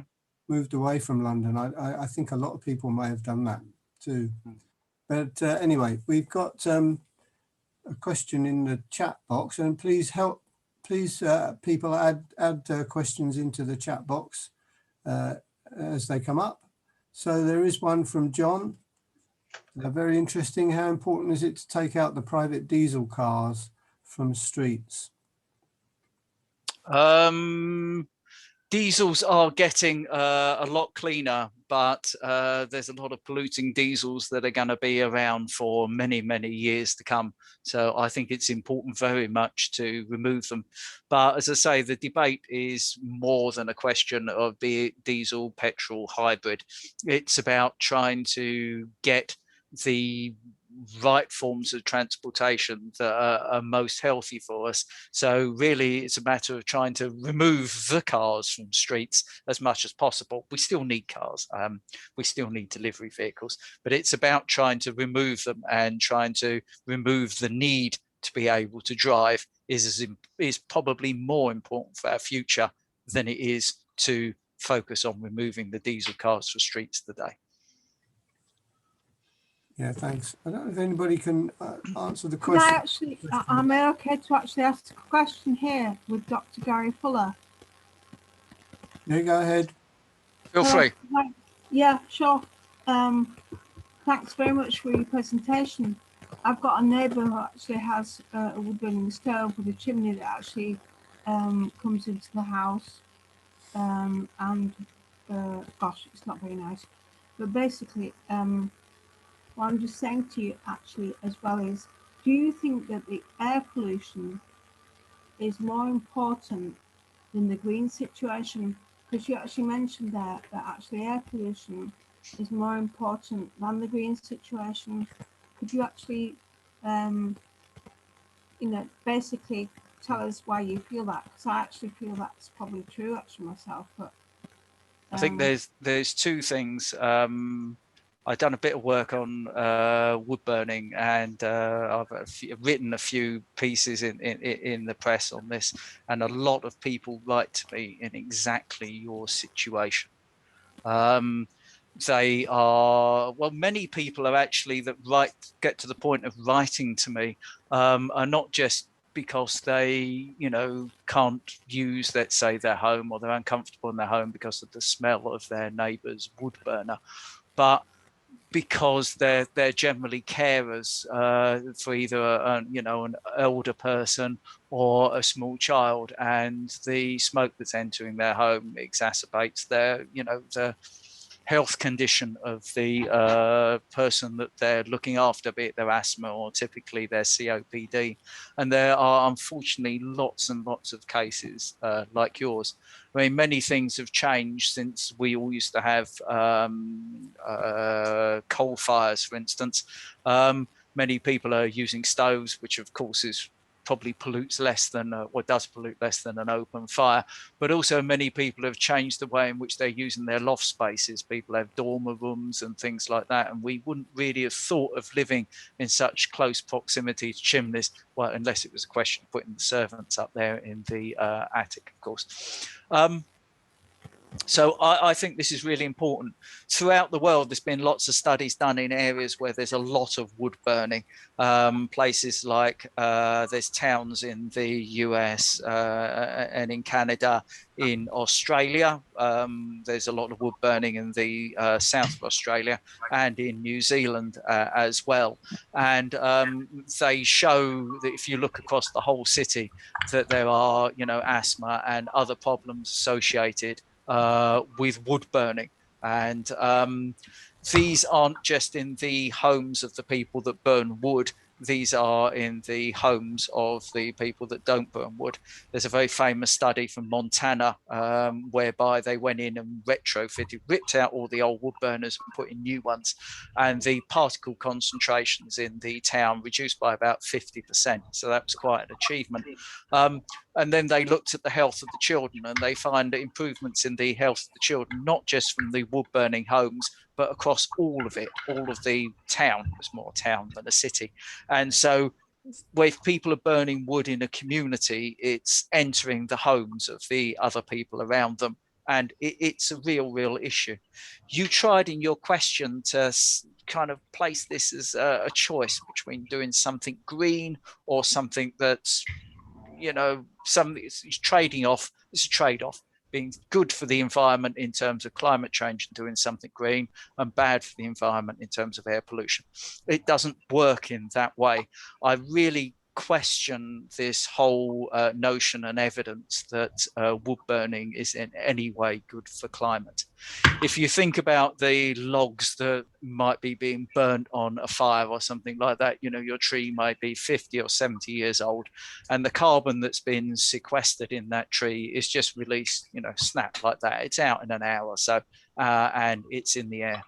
Now, if to get the same amount of heat from burning a fuel, wood is quite inefficient. It contains a lot of things that don't burn very well. It contains quite a bit of moisture as well. And for the same amount of heat generated in your home, you will release more carbon dioxide by burning wood than you would by burning coal, oil, or gas. So the sort of climate beneficial angle on the wood burning comes from having that CO2 reabsorbed back into the forest. And that, of course, takes time. Many of the studies, like of Drax Power Station, which isn't that far away from you, have shown that, you know, it's producing more CO2 by the burning of wood than per unit energy than it would if it was burning a fossil fuel. And in terms of how long it takes for the forest regrowth to draw this back, we're talking at a century or so. And short-term climate forces are really, really important. We can reach certain climate tipping points within the windows of decades. And if we're producing more CO2 in the atmosphere than we need to in a decadal basis, regardless of its recovery by the forests in a century or so, then that's going to bring about a lot more problems globally. So the whole idea that wood burning is good for climate just doesn't hold at all. There's also the black carbon that ends up on snow in the Arctic as well, arising from wood burning. And that's really bad too. So I don't know. Oh yeah, someone said just there in the chat, wood burning is so bad and it's not green either. Yeah, it's bad for air pollution and it's bad for climate change too. Thanks very much. That was a very long answer. I'm sorry about that. You touched one of my buttons. Grace Hills has a question. Grace, can you ask your question? Hang on. Hello. Yes. Hi. Thank you. This was very interesting. What was my question? Oh, yes. What do you say to people who think that electric cars are the answer? Because a lot of people think, okay, petrol, fumes, climate change, I'll go electric. And there are multiple issues with that, not least what you were talking about, traffic and changing our general kind of perception of how society is laid out and stuff like that. How do you start kind of conversations with people who genuinely think that electric is like the way forward and don't sort of see that actually that's still creating traffic and other issues like that? Yeah, I mean, we still have to move the objects around our cities, and we will have to do so in the future. And if you look at my parents, you know, I grew up in a carless household, so I'm probably the wrong person to ask about, you know, car ownership and use. I own one at the moment. But my parents, as they grew older, actually, my dad got his first car when he was in his mid to late 50s. And up until the time he stopped driving, it became increasingly useful for them. My mum suffered a lot of hip problems. And for them, having a car, it brought about a lot of good quality of life. It enabled them to do things like go to the supermarket and stuff like that. So I think when we're giving out these messages about car ownership, many people say, I couldn't possibly give up my car, and, you know, get really panicky and threatened by it. And some people really do need that type of, that extra bit of mobility to be able to lead a quality life. So I think the messaging that goes into electric vehicles, you've got to say, well, why do you need your vehicle? And some people really do. When it comes to the remainder, well, I think it's a false debate about, as I said before, petrol, diesel versus electric. All we're doing is changing the drive chain. What we should be doing is changing the need to travel by car. You know, I talk about things like the 15-minute neighborhoods, and, you know, I'm lucky enough where I live, it's kind of like, I suppose it's mostly Lake Victorian inner suburbia, and we've still got many of the small shops and things like this. So I can walk up to you know, co-op, we've got greengrocers and things like that, all within about 5 minutes walk. And we need to be restoring those options for many, many people. And this will start to connect our communities back together and do so much more. Electric vehicles aren't pollution free either. I mean, I know there's the where does the electricity come from? And we're doing huge things to green and clean our power generation. But electric vehicles are heavier than their diesel and petrol equivalents, and we're becoming increasingly worried about the wear particles that come from the wear of tires, roads and brakes. Electric vehicles don't do so much braking, it's more complicated that. But, you know, for instance, we all talk about plastics and microplastics in the oceans. Well, tires are actually made of plastic.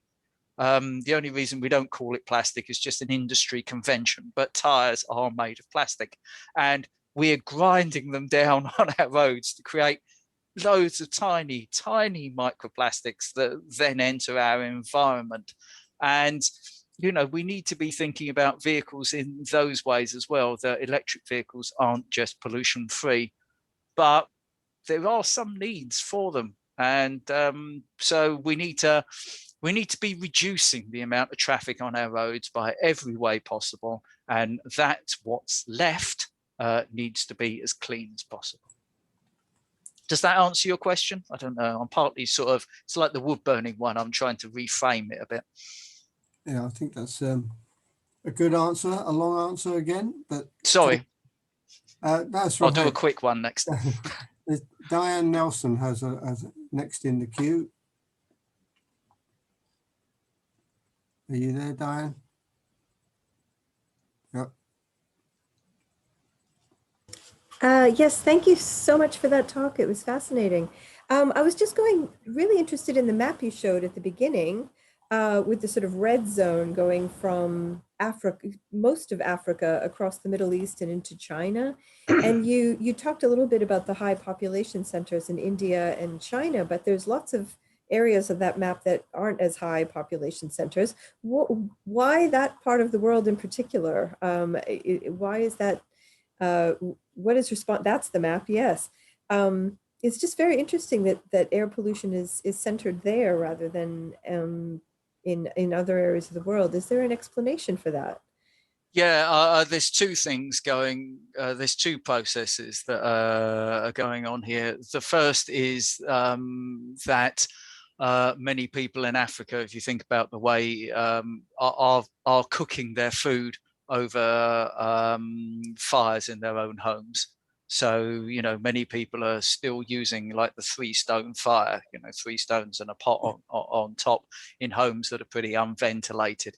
So the impacts on women and children's health from this is really quite acute.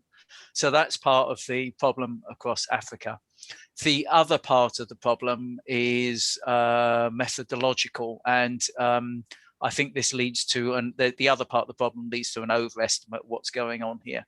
So what they do is they have lots of measurements of bigger particles, and there's a lot of wind blown soils and dust in that part of the world, and within their methodology, that's leading them to overestimate the PM 2.5. So there's two issues. One is genuine, the other one is a bit of a bias that sits on Africa. And also here, this sort of Saudi Arabian Peninsula as well. Thanks very much. That was quite short, wasn't it? Thank you. Well, yeah, Jim Kieran is next.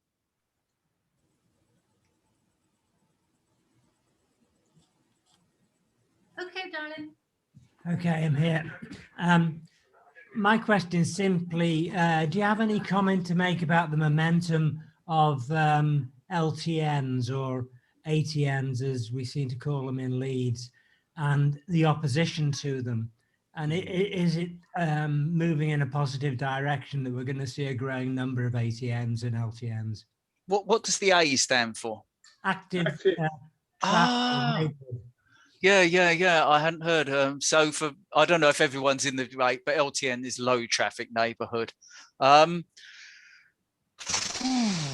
find this one quite hard to. I find this one hard to tackle and hard to give a straight answer. We have been calming traffic on side roads and residential streets and stopping rat running since the 1970s. So in terms of some aspects of low traffic or active travel neighborhoods, there's absolutely nothing new here. So it amazes me why it's suddenly become such a controversial issue. I live in a road where it's had traffic humps since the late 1970s to stop people cutting between two main roads because we've got a school up the road. So a lot of the debate that's happening in London is over displacement, and there are people that live on busy main roads who are saying that the traffic is being displaced out of residential streets onto main roads, and the pollution is being moved, and the people that live on main roads are normally poorer than those that live on the side roads. And within London, I don't know if it's happened in Leeds, but there's a racism element is being charged here. They're saying a lot more black and ethnic people live on main roads than they do on side roads.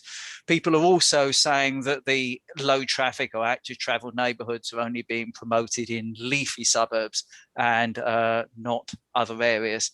And some of those, yeah, it's hard to get a frame on evidence behind exactly what's going on.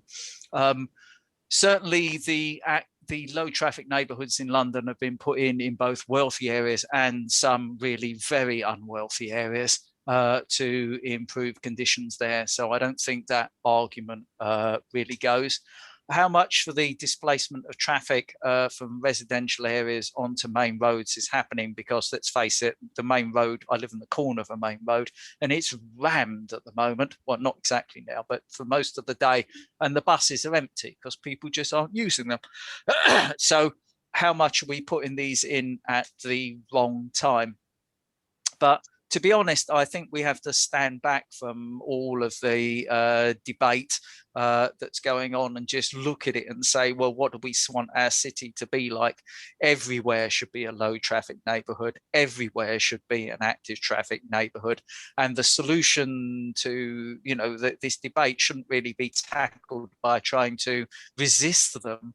It should be tackled by trying to encourage their spread even further.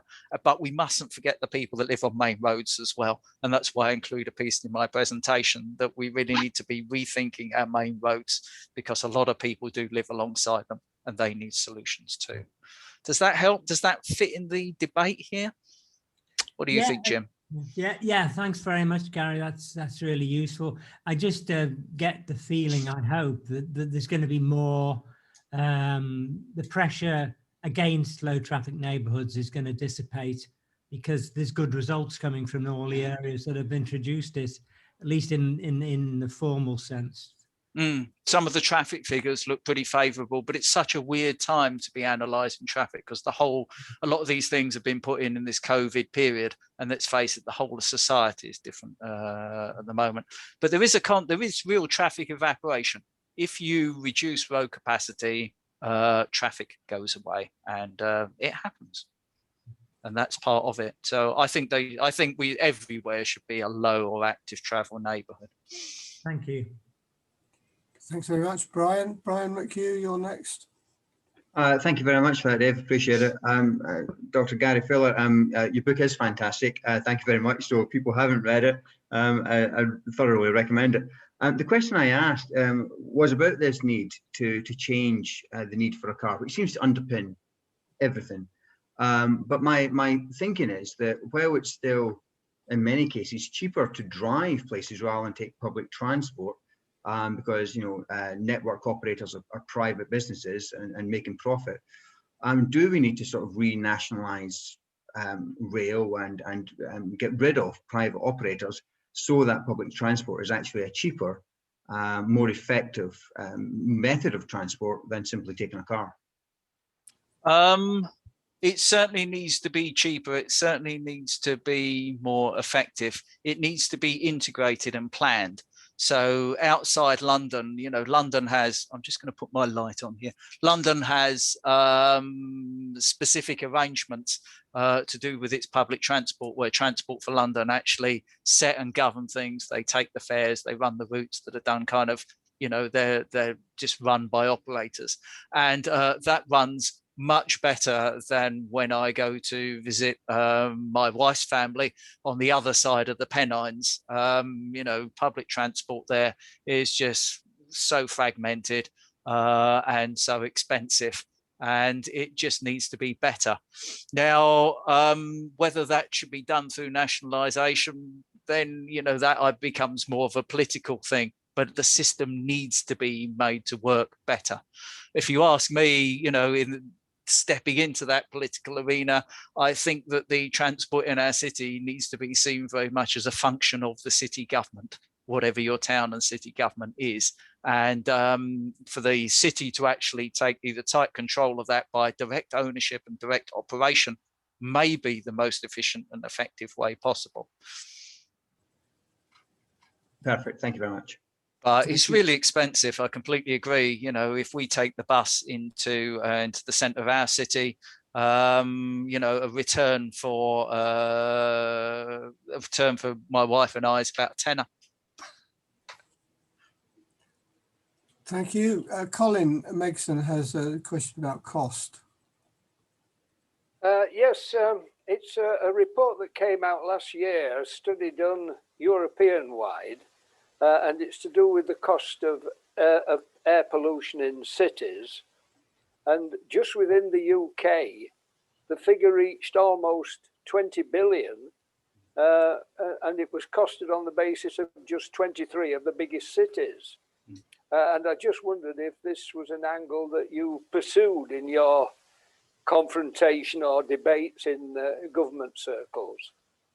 Yeah, I think government, if you talk to the civil servants and so forth, they're really interested in cost benefit analysis. And almost any time you do this with air pollution, then the gains from tackling the problem are just, you know, huge compared to the costs of doing so.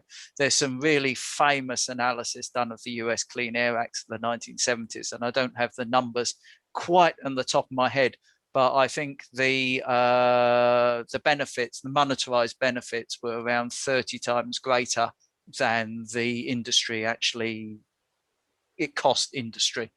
There's a story within the EU when we come up with the current set of limit values that we have around 2005-ish. And whilst building this, they built a huge evidence base, and what they did was a massive cost benefit analysis. And they did 4 scenarios, you know, scenario 1, 2, and 3 of varying levels of ambition. And then they had a throwing the kitchen sink at the problem. And what they expected out of their cost benefit analysis was that the cost benefit analysis would tell them which would be the optimal set of policies to put in place.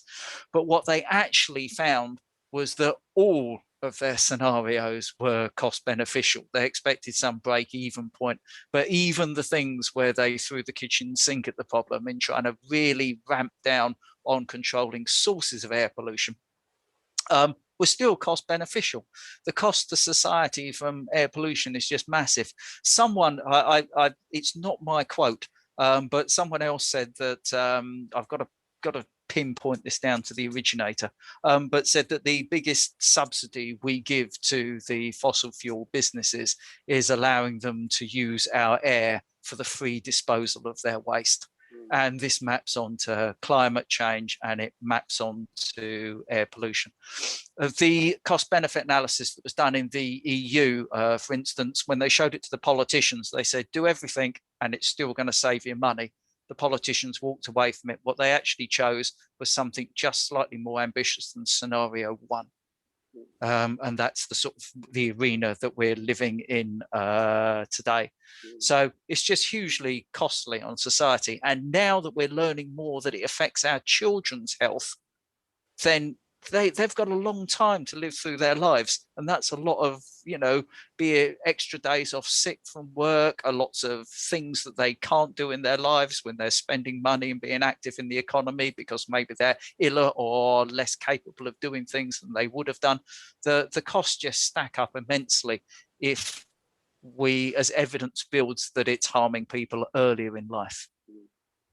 Could I just ask another silly little question, a personal one? I don't have a car, so and I'm old enough to have a free bus pass, so I use the bus quite a lot. I'm jealous. As does my wife. When we're waiting for the bus, my wife stands at the bus stop right on the pavement edge, and I stand about 2 or 3 meters back, as far back as I can get from the road. Is that any benefit in terms of the particulates that might be entering our respective lungs? Almost certainly. Of course, you'll know that there'd be turbulence and things like that. So without actually looking at the sort of micro environment of all the structures around, there might be somewhere where you choose to stand that actually funnels the pollution onto you just because just because of where you're standing. But as a rule of thumb, stepping back even a little distance from the road should reduce your concentrations. Thank you very much. I've really enjoyed your talk. It was massively informative. Thank you. Thank you. Someone in the chat posed a question about that you framed cars and vehicles in terms of the space they take up in our urban areas, and I didn't see who made that comment, but that's a really important one as well. Not just for parking, for instance. The road outside my house is absolutely full of cars, and they sit there for 95% of the time. Don't do anything. I'm happy to take another question if there is one. There is one from Christina Walsh. I think Paul had a question, but I think you answered his question previously, so I skipped him. Christina. I'm just wondering, I'm going to a lot of trouble to walk places, but they're trying to expand the airports near me. And have you done any research on how much the roads, how much air pollution comes from aeroplanes onto roads nearby? Yeah. So some of the places in this COVID period, we measure throughout London and some other places in the southeast, and the most improved places that we have in our patch are the residential areas close to Heathrow and Gatwick airports, and just shutting down the airport. I mean, it's been misery in terms of the economy. I live not that far from Gatwick, and there's loads of people in my community who are just not working now, and that's pretty bad. But in air pollution terms, airports have a huge influence in nitrogen dioxide. One of the other things they do is for particle pollution, this is going to be a slightly longer answer. For particle pollution, what we normally do is look at PM 2.5 and PM 10. And here to do this, what we do is we look at the mass concentration, how much the particles weigh. Yeah. So if you have an accident in your kitchen, right, and you drop, let's say, a kilo of potatoes on the floor, then you can pick them up fairly swiftly, can't you? If you go and drop a kilo of rice on the floor, it's just going to go everywhere, and you're going to be dealing with it and finding it in little corners up by the skirting board for a few days, depending on how good your hoovering is. And it's much the same with air pollution. So it's hypothesized that we evolved in areas, in environments with large particles, and you go and inhale 1 microgram of PM10, a big particle, it sits there in your lungs, your body deals with it and it gets it out. But if you inhale the same mass of really tiny particles, then it can enter, your body is having to deal throughout your thorax with loads and loads of sites where there are small particles. And we don't regulate the small particles in the air. We just do them by weighing them. We don't do them by counting. If you look at particle number, so if you count them, then you find new sources of air pollution. One of those is airports. It's absolutely colossal. We can make measurements in central London and we can count particles, and we can find particle pollution from Heathrow, which is about 17 miles away, in the air in central London. And we've done this in 5 European cities, Barcelona, Zurich, Helsinki, and one other. And we find that from the city centres, we can detect really tiny, tiny particles that are coming from the aircraft and airports. The reason why Well, we have to clean up our road fuel. For instance, we take the sulfur out of road fuel. You might remember low sulfur diesel, low sulfur petrol coming in about 10 odd years ago. They don't do this for aviation fuel at all. There's very little controls on how aviation fuel is made and its quality, and it produces colossal amounts of really tiny particles. And there is increasing health evidence associated with those that they're quite harmful. So no, I don't think airports are a very good thing.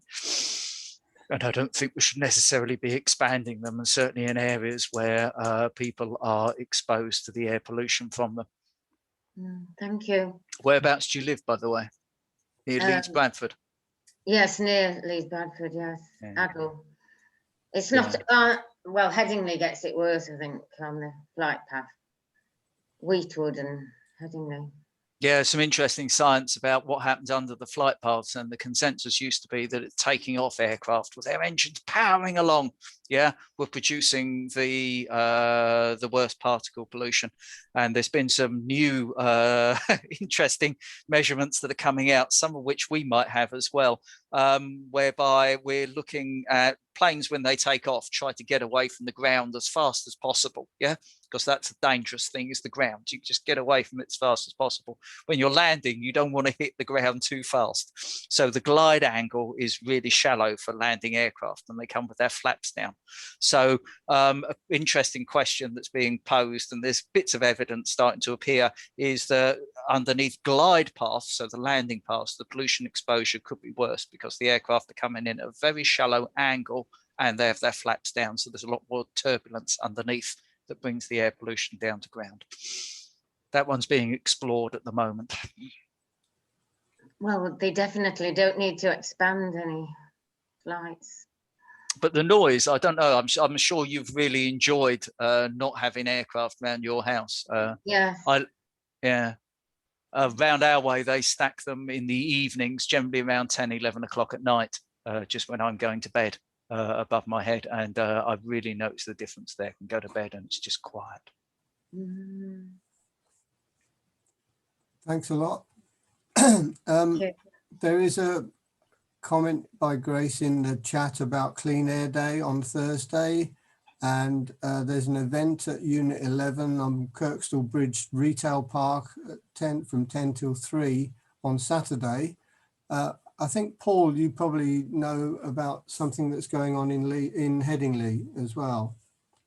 Yeah, there's a clean air sort of protest demo thing on Friday evening at the rugby entrance by the turnstiles. We're meeting there at 5:30, 6:30, and then might go somewhere where there's a bit more traffic going by. So that's it, that's the plan. Yeah, so if anybody wants to come along, that would be a good thing. Yeah. I think if you're out there campaigning, then it's great to galvanise people for action. But I say, beware of the peril that it's not just about, you know, individual responsibility is part of this, but we're not going to cure the problem unless people create the structures to enable us to make the choice. So we need to present our politicians with it as an opportunity to do good, rather than just, you know, saying this is a problem for you to sort out. I think that's really hard, but I think that's essential if we move it forward. I suppose just to raise the issue, but often it's problem is, isn't it, is it's sort of tied up with this short-term finance thing or business, you know, economic growth and things of that nature anyway. Yeah, I mean, if you look at the sort of streets where they've removed traffic or reduced traffic, then people spend more money on them. They go there, they linger outside the cafes, they you know, certainly I bump into my neighbours when I'm in the queue, where we all queue outside the shops, don't we? And that's really important. So you can actually make more money out of calming traffic in an area. Sorry, Paul, you've got your hand up. I was just going to say, there's a thing that you come to Leeds, as you said, but Briggate used to be a motor car road, but then there's a huge outcry when there was, you know, saying, you know, when it was going to be pedestrianised. I can't remember when that was, but it's sort of several decades ago. And now it's sort of, well, in business and what have you. But if you go, you know, anytime more or less, it's thronged with people there now. People just walking about, which is, you know, just shows That's the area to the north of the station, yeah? Yeah, that's right. It was the main shopping street. Yeah. Yeah. I don't know if you've ever been on the other side, wife's family, much more around Merseyside, but you know, things like Liverpool One, it's a really nice environment to go shopping. It's all outside and it's all pedestrianised, and you know, it's just a really nice environment rather than the car-filled streets that are around it.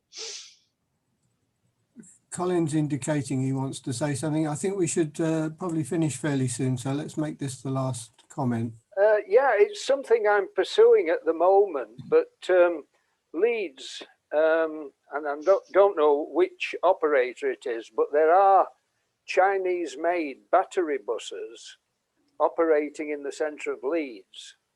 And very recently, only about, well, within the space of a couple of weeks, the first YouTube video appeared of a deflagration of Chinese-made battery buses, and deflagration is the next thing to an explosion. In other words, it engulfed the bus within about 5 seconds from front to back. The whole interior of the bus was ablaze, and it set off and burnt out another 3 or 4 buses in the line. They were at a parking depot, and it was just a CCTV video of the event. But then within a few days, another event occurred at a bus depot with battery buses. I think it was in Sweden. So this seems an inordinate number of occurrences, and they're absolutely horrific when you see the films. The deflagration is something from which no single passenger would ever be able to escape. And I've written to various authorities in and around Leeds, but I just wondered if you'd any information about what might be. I'm not an expert on electric buses. I know from my own experience in London, for which there are hundreds of them operating now, that there've been no problems. Close to where I used to work at King's, there was a massive charging depot, so there would be like 40 or 50 buses in there on charge, which is quite, you know, I think it's quite a vulnerable time for buses. And I didn't see anything there. But the technology is not really any different to electric cars.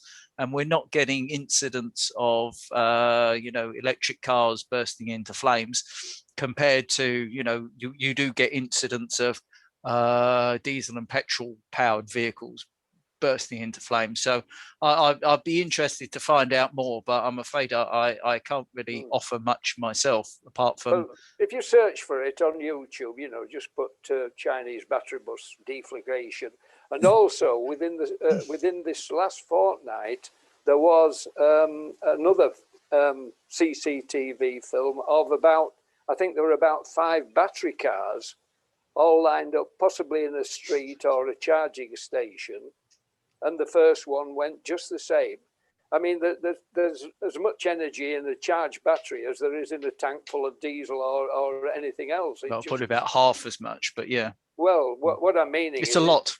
It's intense energy, all stored in just in the way as any other energy is stored.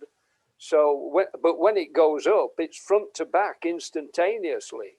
So it's quite terrifying when you see them, and that's on YouTube as well. If you just sort of, it depends on the probability. You know, when we do like risk assessments in the workplace, there's hazard times the probability of it happening, and I think we need to look at it in that stage. I haven't. I mean, there's electric charging points in my city. There's one actually on my road. And I've seen no problems from the vehicles there at all. Yeah, but you must take. Sorry. Sorry, you've just muted yourself, Colin. Sorry. I think we should probably Okay. call it a day. Really, we've had a couple of hours now, and thank you very much for staying this long, Gary. Thank you. For everyone. Could I ask a question just before I do leave? What's the view of the clean air zone decision in Leeds? You know, do people think that the clean air zone should have been brought forward? Should have been enacted? Do you feel that what's happened has been enough so far? Puzzled. I think people were expecting it to be brought forward, but anybody want to say anything about that? Should I be trying to say something, Dave, about it? Well, as a councillor, Anne, it would be quite useful. Yeah, please. Right, a simple explanation was that it was to do with the funding, but when they did the review, and it wasn't just because of the reduction in traffic because of COVID, but when they did the review, they found that the what had already happened in terms of sort of vehicles changing over to hybrids, etc. They'd reduced the level. Is it at 40? 40, yeah. 40 to below that, which meant that we didn't get the funding. Oh, that's interesting. Okay. So it's not just a question that it was successful, but it just meant that you went below the point where government would support it in terms of funding. That's what the review found. Because I tried to find a copy of the evidence behind it, because I found lots of press releases from the council saying, you know, look, we've already made sufficient improvements, we don't need to go ahead. But I couldn't find much of the science behind it, or the, you know, sort of modelling assessment, or the discussion and conclusions. There was quite a long report that was given to executive, but which I think I did read at the time, because I'm quite sort of